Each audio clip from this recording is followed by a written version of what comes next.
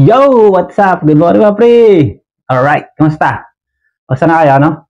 Kumusta na yung mga pakiramdam nyo, mga kaisipan, mga kung ano mga sensation, mga kung ano mga naiisip, mga pangit na naiisip, no? So, kumusta? Mga pakiramdam nyo, ganun pa rin. Sa recovery kasi kapatid, ano yan eh, medyo mahirap sa una. Kasi nga, mag-ano pa eh, mag-a-adjust pa yung katawan mo eh, dun sa mga dati mong gawi. Lalo ngayon, kapag may mga natutunan ka na, no? Hindi man galing sa akin sa iba, na kung paano yung approach nila, no? So, kung ano man yung mga natututunan sa iba, is gagawin nyo talaga, no? Kasi kailangan nyo talaga dyan is pagkilos, no? So, kamusta? Nung ako'y nagbubuhat, no? Siningit ko lang kasi wala talagang time para mag-set up dun sa kabila. Dito muna tayo, no? Ang topic natin ngayon, tanong talaga ng lahat to, no? Bakit ba hindi ka pa nakaka-recover sa anxiety, no? Bakit hindi ka pa tuluyang nakakalabas sa cycle niya, no? Kasi karaniwang naiisip ko eh. So, lagi ko naiisip kapag may mga nakakausap ako eh. So, kapag may nakakausap ako, yung paano ko sa kanila, mag-approach ng mga salita ko, no? In mild way lang.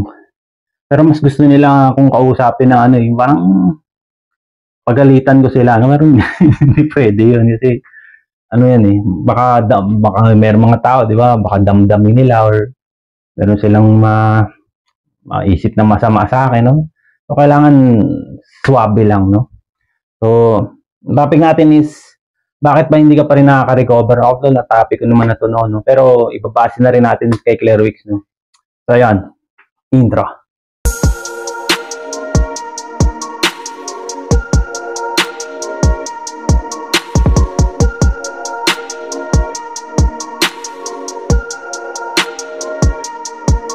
Oh, yun na nga, mga pre, no?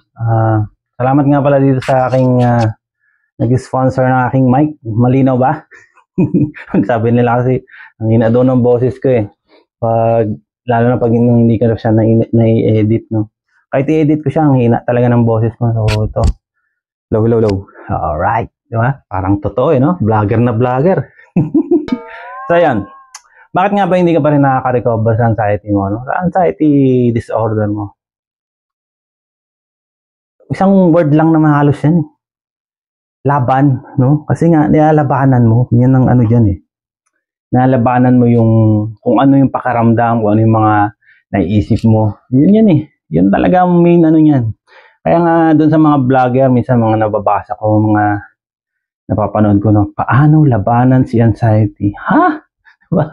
Yan nilalabanan, kapatid. At yung mga ganito sinasabi ko, natutunan na rin to ng mga ibang nakakausap ko eh. Sabi nila, oo nga, no? Ba't ko ba siya lalabanan? Eh, part ko rin to. Eh, ako rin to. Part ko rin naman ng anxiety ko. Yun kasi yung karaniwan sa mga hindi pa nila naunawaan ko ano yung anxiety talaga. No? So, kailangan is magkaroon kayo ng kaalaman or knowledge or learnings about sa anxiety. Kung ano siya, kung paano siya lumalabas, ano yung sistema, ano yung mekanismo ng anxiety, di ba? And talaga dyan eh. Main key, di ba? Kailangan maunawaan mo siya. Ganon din yung approach ni Claire Wicks, no? Kailangan mo maintindihan siya or kailangan mo siyang maunawaan kung ano ang anxiety, kung paano siya nag-work sa katawan mo. So dahil nga dun sa mga stress na, palagian mo na siyang nararamdaman, palagian mo ng naging behavior mo na, no? So medyo mahihirapan ka mag-adjust ka matid, no? Kasi lalo na yung mga matatagal na sa anxiety, medyo nagkaroon na kasi sila ng behavior eh. Nagkaroon na sila ng kasanayan, nasanay na sila na sa tuwing may lalabas, ganun yung ginagawa nila, no? So, sa pagdating kay Claire Wicks is kayang solusyonan ka pa din, no? So dahil nga nagkaroon ka na ng mga takot, no? Takot ka na sa kung saan. Meron nga akong mga vlog dyan, yung takot sa mamatay, takot sa may malalang sakit, takot na lumabas, especially yung agoraphobia, no? Takot ka sa maraming bagay, no? Kahit maligo, kahit kumain, natakot ka na, no? Kasi nga, natakot ka sa susunod na mangyayari sa'yo. Yung iniisip mo na, ay, baka magkatotoo itong iniisip ko. Paano na, di ba? So, ang hirap nun kasi actually ako dumaan sa ganun, no? Na ultimo, kakain lang ako ng pritong isda. Ayoko kasi makolesterol, so mataas ang acid ko. Magka-anxiety niya, atakihin na naman ako. So, ganun ako mag-isip noon. Actually, siguro kayo naman, ganun din, no? Kahit nga pagligo, makakulong lang ako sa CR, masarap pala yung pinto. Hindi na ako makahinga niyan kasi nga, yung utak ko is, yung isip ko is, nagsisignal siya sa nervous system ko na, pag nakulong ka dyan, masusuffocate ka. Ganyan ba, no? So, siguro na, diba, ang weird, no? Pero totoo talaga nangyari. Hindi man siguro sa akin, siguro sa inyo rin, no? Pero alam ko, meron kayong mga bagay sa buhay nyo, sa experience nyo sa anxieties, may mga ganyan-ganyan kayo, no? Actually, ako, naikwento ko sa inyo lahat, kahit yung mga nakakatawa ko, no? Yung umiihi ako sa bote, alam niyo yun, di ba? Sa sobrang ayoko nang tumayo, ayoko na kasi yung legs ko is nanghihina, hindi talaga ako makatayo. Ang gagawin ko, kuha na lang ako ng bote, tututo ko doon na, di ba? Tapos pag meron na akong lakas kinabukasan, saka ko siya itatapon. So, di ba? Parang nakakahiya, pero talagang nangyayari. Siguro, hindi man lang sa akin nangyayari, di ba? Hindi na ako makatayo, sobrang hina. So, yun. Mga takot sa mag-isa, di ba? May vlog din ako yan, takot na mag-isa, takot ka mawalan ng control, na baka, tas mabaliw, di ba? Napakaraming takot na pwede mong isipin. No? Yan ang nagagawa sa atin ng anxiety. Especially sa agoraphobia. Kasi meron akong mga nakakausap na ayaw na nilang lumabas. No? Actually, ako din naman dati. Takot talaga ako lumabas. Takot ako lumayo. Basta gusto ko nakikita ko yung bahay namin. Ganyan eh. Kahit nung nakakalabas-labas na ako, ganun pa rin pakaramdam ko. Parang paglabas ko, nakakalayo-layo na ako. Kasi madilim pa noon. Mga nag-exercise na ako noon. Nag-jogging ako. No? Basta na wala na sa paningin ko yung bahay namin. Nakabahan na ako niya. Tapos yan, unti-unti na akong pabalik sa bahay namin. Di ba? Tapos, mawawala siya pag uwi ko. Ngayon, lalabas ulit ako. Ganun na naman. Pag lumalayo ako, na papasok sa isip ko, malayo ka sa bahay niyo. Baka hindi ka baka matumba ka dyan. Baka may makakita sa'yo na hirapan ka dyan. Kailangan mo na umuwi. Ganun ako. Di tao ngayon sa bahay namin. Ayun, wala na nangyari. Yung jogging ko is bitin, di ba? So, napapangunahan ako ng takot na ako lang mismo ang gumagawa. So, dapat sa atin talaga is maunawaan natin kung ano yun. Bakit ganun? Bakit nangyayari yun, di ba? So, yun yung natin, yung pinaka-safe zone, no? Yung ayaw na natin lumabas. Kasi, doon tayo okay. Doon tayo hindi nakakaramdam ng anxiety. Doon tayo safe. Baga, yung pinaka-safe zone natin. Yung sabi ko nga sa inyo yung vlog ko dati, yung go hit sa kalsada. Hanggang doon lang ako. Pag lumampas ako dyan, may lalabas na simptomas sa akin. Ganun ako. No? So, nakakatawa siya. Sa sarili ko, parang kung babalikan ko yung mga nakaraan na parang natatawa na lang ako. Bakit ganun? Bakit ba ako naggagawa ng ganun? Kasi nga, noong mga time na is bewildered pa ako. No? Yung utak ko is litong-lito pa sa nangyayari. Tsaka, mas focus ako sa simptomas ko. Mas nandito ako sa pakiramdam ko. Nandito ako sa mga nararamdaman ko. Dito lang ako lagi nakatingin. Dito ako lagi nagpo-focus. Buong maghapon, dyan ako nakatutok. Hirap ako huminga. Hirap ako sa lahat ng nanunuyot yung lalamunan ko. Gumagawa na naman ako ng mga kaanuhan. Tapos, kahit nga yung mag-stretching lang. Biglang may sumakit. Yun na. Di ba? Nakakatawa siya, pero yun nga. Part yun ng pagiging yung bewildered na tao, yung parang takot palagi, no? So, awa ng Diyos naman, no? Nalampasan ko lahat yun. Almost 3 years and a half na yata. Sa tulong din ng siyempre, mga napapanood ko, sa mga kay Claire Wicks, mga nababasa ko. Ganun din, kasi binigyan ko talaga siya ng panahon, no? Kasi nga, sabi ko sa inyo, kailangan nyo lang ng konting, hindi naman sa nasa inyo rin kasi yan, kapatid, no? Sabi ko sa inyo dun sa last vlog ko, may nagtanong, no, hanggang kailan, di ba? Gaano katagal? Kasi nakadepende yan sa tao, kapatid. Nakadepende kung paano mo siya i-handle o paano mo siya ma-manage or yung mga pagpupursige mo sa healing, no? Kasi isa yung iba, okay ngayon, mag-jogging sila, ayusin nila yung sarili nila. Tapos kinabukasan, pag guminhawa, balik na naman sila sa dati nilang, di ba? So, hindi ano yan eh. Dapat tuloy-tuloy kapatid, no? Tuloy-tuloy ang ating healing, no? Kasi mahirap pag putol-putol, tapos, di ba? Alam niyo naman yun eh. Kasi, hanggat nakakaramdam kayo is, nandun pa rin. Nandun pa rin yung gusto nyo kagad gumaling, gusto nyo kagad mawala, yung ganun pakaramdam. So, isa sa mali na ginagawa natin, no? Kung bakit hindi ka pa rin nakaka-recover is, avoidance, no? Ayaw mo eh. Tsaka, gusto mo madalian lang, madali ang paggaling. Ganun eh, mindset yun eh. Gusto mo mabilis, mawala kagad yung ganung pakaramdam. Pansamantala. Pero hindi siya for the long run eh. Hindi siya ganun eh. Sa experience ko although nagagawa ko naman siya noon na mawala ka lang ganitong pakaramdam, aalis ako, kunyari, bawa, may nakakaramdam ako dun sa isang lugar na yun, gagawin ko is, uuwi ako, sabihin ko, uuwi muna ako saglit, or uuwi na ako, ganun. Magbibigay ako ng signal sa sarili ko na magiging okay na ako pag uwi ko. Ngayon, pag uwi mo, naging okay ka, no? Tapos, na-miss mo na yung mga dapat gawin dun sa pinuntahan mo na yun. No? Nagpatalo ka, ganun ako noon. Nagpatalo ako dun sa pakiramdam ko na yun, na hindi naman talaga totoo. No? Although, nasa isip ko na baka merong mangyaring masama sa akin, na baka ganito, baka may something talaga na masama, mas worse dun sa naiisip ko, no? So, yun is part pa rin yun kapatid, no? Hindi natin mawawala yung ganun kung patuloy pa rin tayo, no? Kasi nga, nabubuo na yung behavior eh. Nandyan na yung pattern ng pag-iisip mo na every time na ganun ang gagawin mo, no? So, the best dyan is huwag mong lalabanan yun. Hayaan mo siya nandyan. Hayaan mong manginig ka, sabi nga ni Clarix, hayaan mong mag-tremble ka dyan. Kung makahinga, okay lang. Kasi nga hanggang doon lang siya. Hindi ka kayang patayin yan, kapatid. Meron ako nakausap eh. Sabi niya, pumunta raw siya ng bayan, tapos nahihilo siya, na hindi niya alam yung pakaramdam. Alam mo yung tanong ko, nung nagkwento siya ng gano'n, sabi ko, ang tanong ko, may nangyari bang masama sa'yo? Sabi niya, wala naman. Pero ang pangit talaga ng pakaramdam ko. Yun na nga yun, kapatid. No? Kasi hanggat nagbibigay ka ng signal doon, nagbibigay ka ng pampalakas niya, is lalakas talaga siya, kapatid. Ang the best diyan is kayanin mong mag-relax, no? Although kahit kay Clarix yung sinasabi niya na kung paano mag-relax, maglalabas ka, magkakaroon ka ng mga way mo, sarili mong paraan para maparelax yung sarili mo. Ayun nga yung lagi ko sinasabi sa inyo dati na yung iba dito sa mga hindi ko nasasabi, kayo na rin ang makakatuklas, no?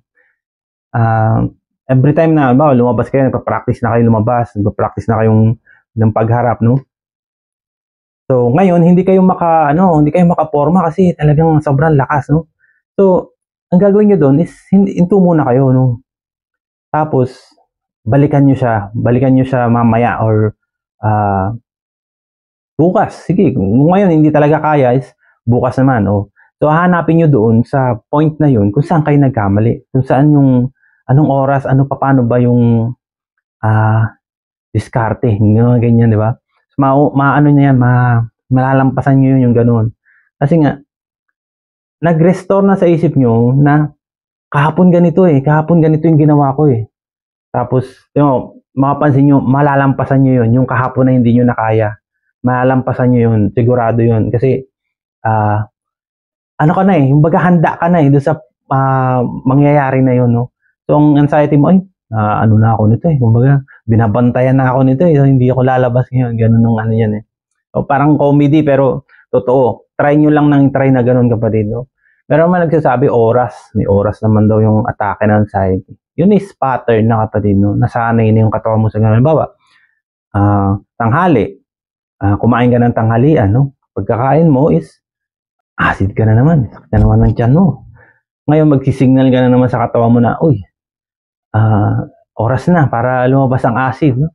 So yun, mag-automatic na anxiety mo, no, na uy, may lalabas talaga doon, kapatid. So, parang dyan is i-break mo yung ganung pattern, no? Kasi kailangan mo siya ma-acknowledge, no, na sa ganitong oras inaatake talaga ako eh. So anong gagawin mo, di ba? So kailangan mo na siyang baliin, no? Huwag kang kumain ng ganung oras, sige, try mo. Huwag kang wala kang gagawin sa ganung oras, di ba? Tingnan natin kung lalabas siya, no. So kailangan niya lang din siyang subukin, no. I-practice niyo yung ganung mga no. para hindi kayo yung lagi na lang ganito, lagi na lang ganyan. So, kapag lumabas ka na, di ba? Lagi ka ng nagpa-practice ka na, lumalabas, no? Anong nangyayari minsan is yung salita ni Clairwix na despair, ano yun parang wawalan ka na ng gana, no? Parang nadi-disappoint ka sa gusto mong mangyari, tapos nag-failed ka. Actually, yung failure sa recoveries, kasama talaga yan, kapatid. Merong mga time na malakas ka, time na mahina ka, merong mga time na kayang-kaya mo, no? Gulat ka na lang, ay, galing di ba? Doon, sa mga salita na yun, sa mga magagandang araw na yun, is doon ka magkakaroon ng pupursigi, no? Or pa-practice palagi, no? Kasi ganyan din ako noon, nung mga time na nakakaramdam na ako ng ginhawa, yan. Tinuloy-tuloy ko na, kapatid, no? Kasi stop ng yosi, inom, yung mga bisyo-bisyo, puyat-puyat, no? Ininto ko na talaga yan, wala na, ang aga ko na talagang matulog, tamang kain ng tama, mga ganyan, no? Tapos iwas stress, iwas sa cellphone, wala talaga, kasi inano ko yung sarili ko na parang ginawa kong sinaunang tao yung sarili ko.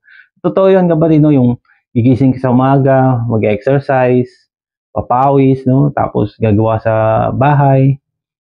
Tapos wala talaga, kasi maghahawak lang ng cellphone saglit ganyan. Tapos gawa na ulit ako, hanap ako ng mga gagawin, no? So ginagawa kong busy yung utak ko, ginagawa kong busy yung sarili ko para hindi ako mag-focus sa mga nararamdaman ko, no? Yun ang healing ko, kapatid, no? Doon ako dumaan. Kung mababalikan nyo lang yung mga luma kong mga vlog, nandyan ako nandyan yung mga time na nagkukwento ko about sa buhay ko dati, no, na talagang hirap, no. Mukha lang ako talagang malakas noon kasi nasa point ako ng pag-aaral noon nag-aaral-aral pa ako noon ng anxiety. Dami kong pinapakinggan, dami kong pinapanood, dami kong sinusulat, no, kung paano yung ganito, ganyan, no. So, kung gusto nyo rin naman, no, mag-research din kayo kung paano, no? Pero the best dyan is Clairwix, kapatid. Basa lang kayo ng Clairwix yan. Tapos makinig kayo ng Clairwix, mag-google nyo siya, no? Bili kayong libro, no? Okay, mga talk niya.